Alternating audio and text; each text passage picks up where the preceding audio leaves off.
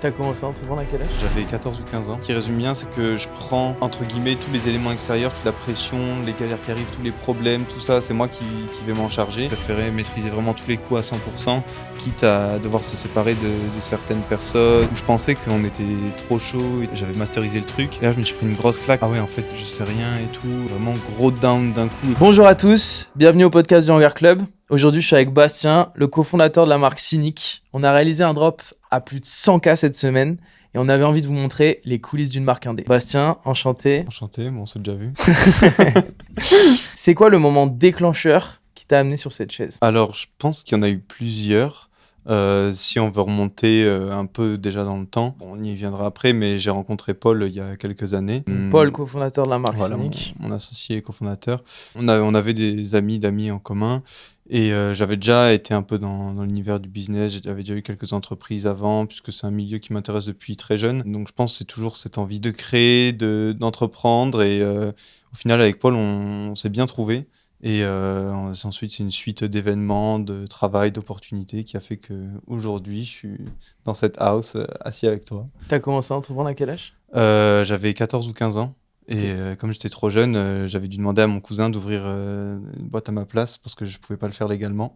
Et du coup, il avait ouvert une boîte et c'est moi qui faisais tout derrière. C'était quoi la boîte, la première boîte que t'as créée? Tout premier, c'était de l'e-com. C'était à l'époque, au tout début, Yomi, c'était même avant le confinement, tout ça. Ok. Et c'est vraiment quelque chose, j'avais découvert ça et je m'y étais intéressé. Ensuite, il y a eu de l'agence marketing, il y a eu agence photo, vidéo dans l'immobilier. Et je fais pas mal de choses jusqu'à en arriver là aujourd'hui. Et c'est en quelle année du coup que t'as pu rencontrer Paul et commencer la marque Cynic? Paul, on s'est rencontrés tout début 2024 et on a commencé à bosser ensemble à partir de septembre 2024. Et là, Cynic, ça a fêté ses... Là, ouais, ça a fêté ses 1 an officiel de la création de la boîte en juillet de 2025, puisque la boîte a été créée en juillet 2024.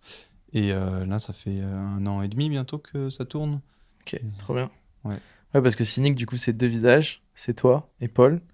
Toi, t'es un peu le visage caché derrière la marque. Dans l'ombre. C'est... Quels sont vos rôles aujourd'hui? Comment un peu vous êtes rencontrés Ouais, alors c'est assez flou pour la plupart des gens. Et puis ils comprennent pas pourquoi il y a deux dirigeants et que la boîte est gérée par 2 personnes. Mais en fait, quand on regarde bien, par exemple, une boîte comme Nude Project, c'est géré aussi par Bruno et Alex, 2 associés. Il y en a plusieurs, Scuffers, c'est la même chose. Enfin, on n'est pas les seuls exemples. Et en fait, Paul, il fait toute la partie qui est un peu mise en avant. Et c'est exactement la même chose qui se passe chez Nude Project, où je suis tombé sur une vidéo des 2 associés la dernière fois et qui expliquait un petit peu leur rôle. Et je me suis vraiment retrouvé là-dedans, où en fait, Paul, il va être mis en avant parce qu'il est, pour reprendre les termes utilisés par Bruno Casanovas, il est directeur créatif et il gère toutes les collections, marketing, tout ce qui est comme ça. Et donc, tout ce qui est devant l'écran, devant les gens, qui est mis en avant. Et moi, derrière, je m'occupe plus de tout l'aspect business et tous les trucs un peu chiants, entre guillemets, de finance, logistique, compta, gestion par mail.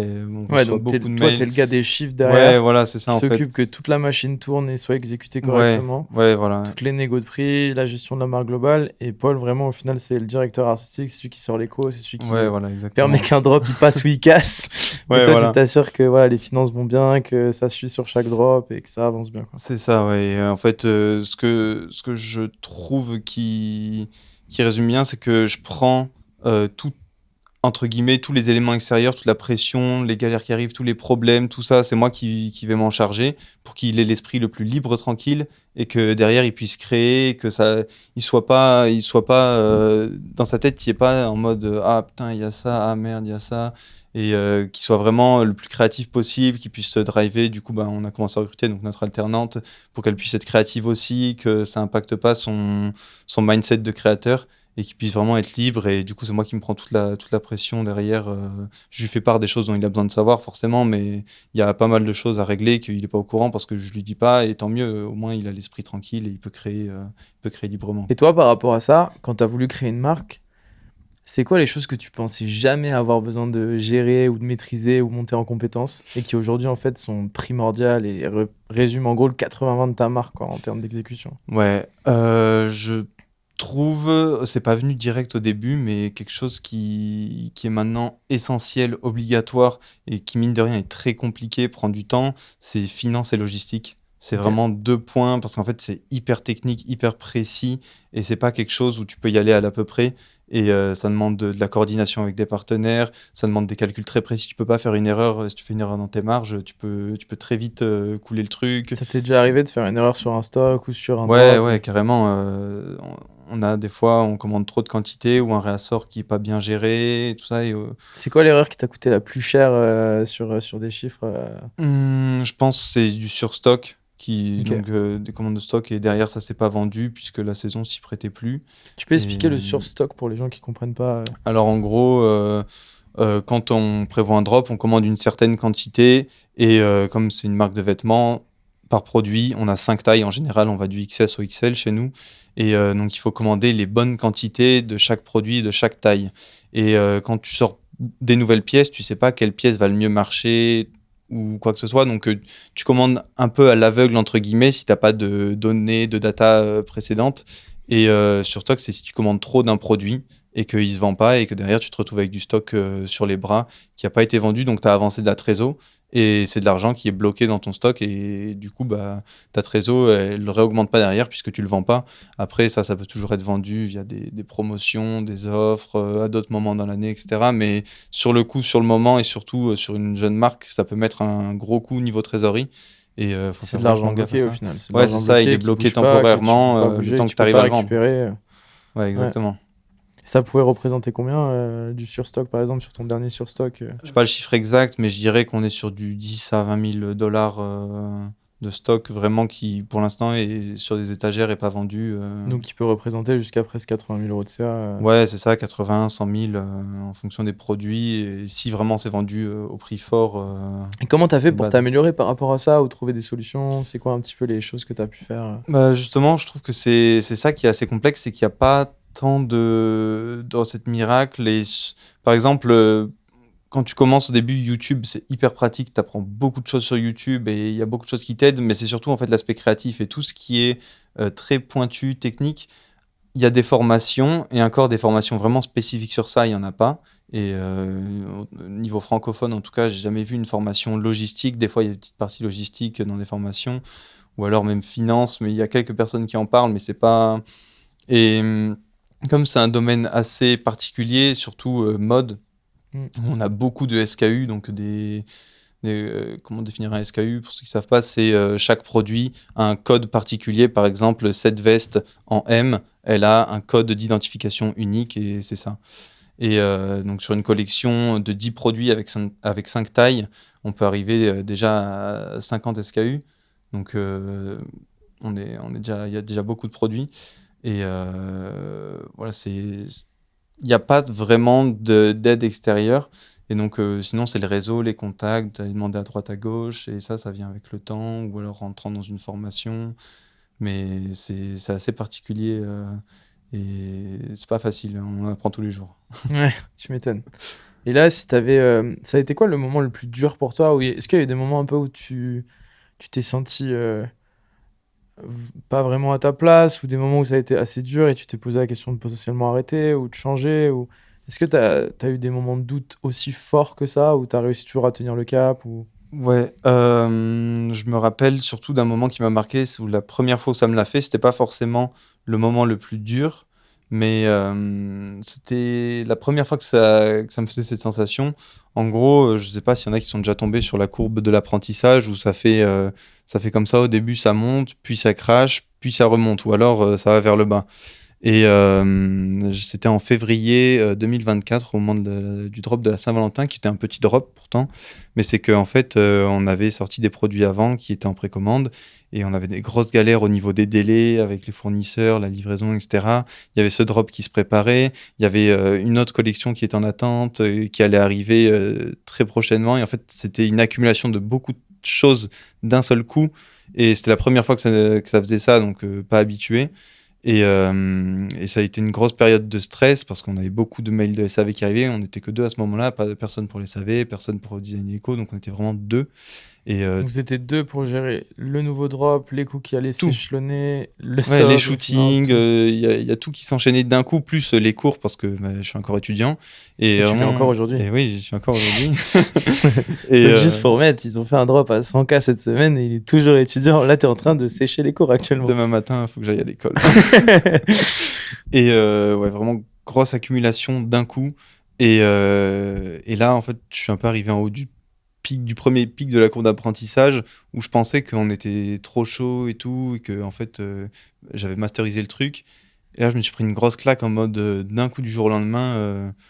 Ah ouais, en fait, je sais rien et tout. Là, on est fou, c'est la merde. Et vraiment gros down d'un coup et pendant une semaine. Ouais, enfin, c'est un peu. Tu t'es retrouvé dans un moment où tête sous l'eau et en fait, est-ce que je sais vraiment faire ce que je suis en train de Ouais, faire? Est-ce que je suis en train de maîtriser ce que je suis en train de faire? En fait, ouais, tout était. j'avais l'impression, en fait, j'étais en freestyle alors que juste avant, j'avais l'impression de maîtriser le truc.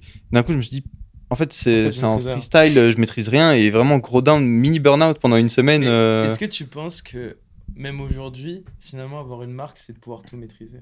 Non. Et c'est pour ça qu'on a commencé à recruter d'ailleurs, qu'on a commencé à déléguer petit à petit. Mais on peut pas tout maîtriser. Et même, il y a beaucoup de choses que je maîtrise pas encore et il faut que je continue à bosser, à découvrir, à travailler, tout ça, parce que je- il y a tellement de choses en fait. Et on peut pas tout maîtriser. Et justement, l'objectif, c'est pouvoir avoir des personnes dans son entourage qui t'aident ou recruter des gens meilleurs que toi, tout ça. Et ça, c'est vrai. Mais est-ce que tu acceptes un peu plus le chaos dans la marque, le fait de pas maîtriser les choses, même toi? Non, c'est compliqué. C'est compliqué, surtout pour une marque jeune, quand tu vois, il faut faire attention à tout, la trésorerie, etc. En même temps, tu essaies de construire ton image de marque. Tu as des clients, mais tu n'en as pas non plus des 100 et des 1000, donc il faut faire attention à ce qu'ils reviennent, à en avoir des nouveaux. Et pour moi, il faut laisser le moins de marge d'erreur possible. Euh, Si tu es une grosse marque, tu peux en laisser un peu, tu peux tester des nouveaux trucs, y aller un peu en mode ouais, ça, bon, allez, on envoie, je dis n'importe quoi, mais 10 000 euros de vêtements à des influenceurs et on ne sait pas sur un retour, mais voilà, c'est cool.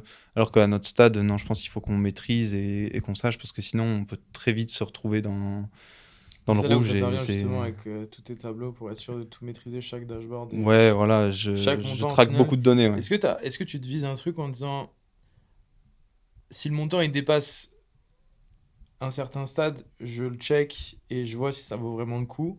Ou est-ce que chaque montant, chaque chose dépensée doit avoir un vrai impact ou doit avoir. Bah, C'est quoi un petit peu ta logique là-dessus? avant, j'étais plus dans le ouais, on peut se permettre d'envoyer, appeler ça entre guillemets investissement et voir ce que ça va donner, etc. Et sans même vraiment traquer le retour derrière. Et sauf qu'on s'est fait un peu peur niveau trésor, tout ça. Donc maintenant, j'essaye vraiment de maîtriser le moindre coût et de faire vraiment attention jusqu'à ce qu'on retourne bien dans le positif, qu'on soit tranquille, qu'on ait une marge de sécurité.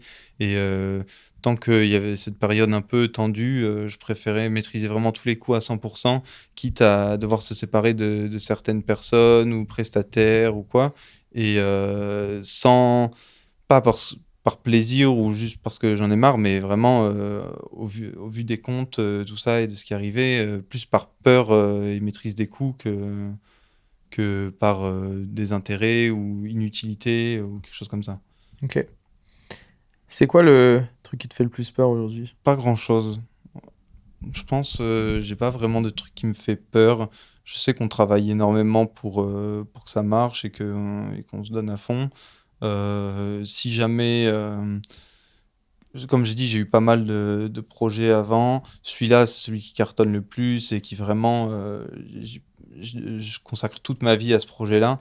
Mais si jamais demain ça devait s'arrêter, je sais que je pourrais repartir et que avec Hmm. tout ce que j'ai appris, tout ce que je sais, les contacts, le réseau, les compétences, je pourrais repartir sans problème.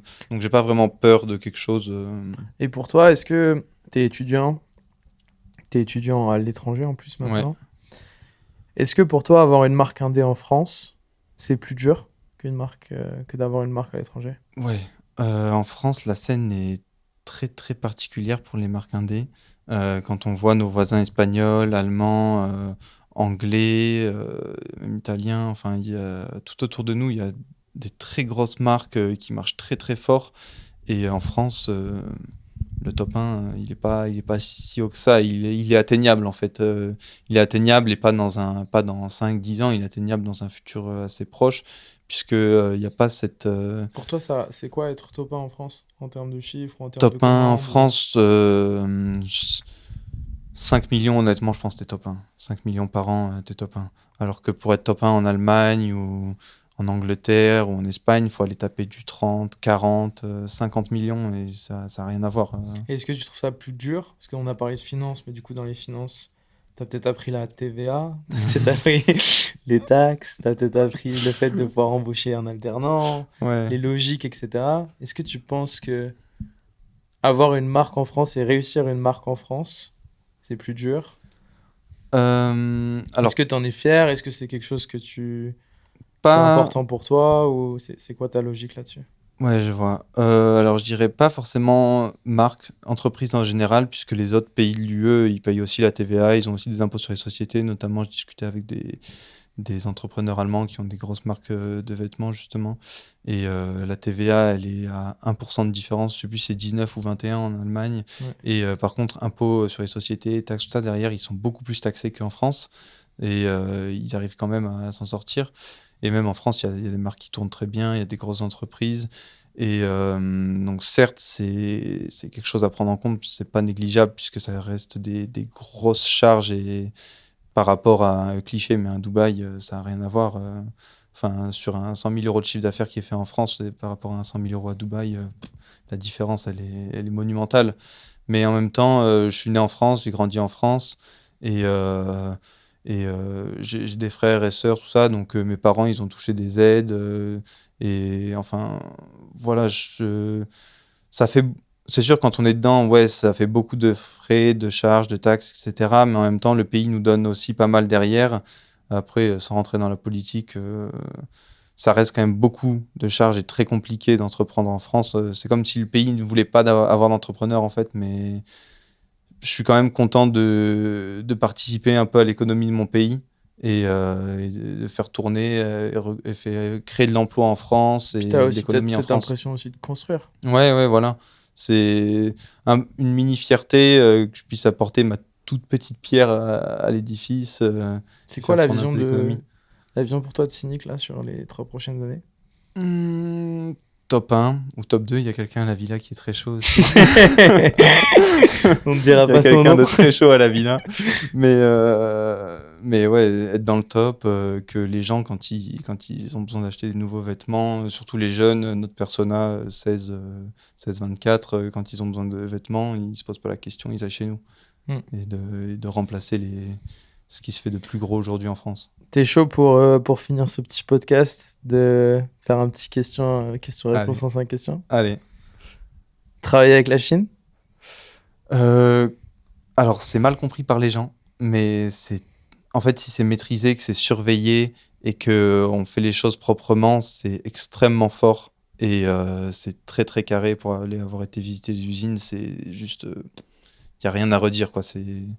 Pour toi, Tout c'est est qui les clean. meilleurs aujourd'hui pour... La Chine, il n'y a aucun doute. Ils sont trop forts. Est-ce que tu penses que les gens, ils ont pas un...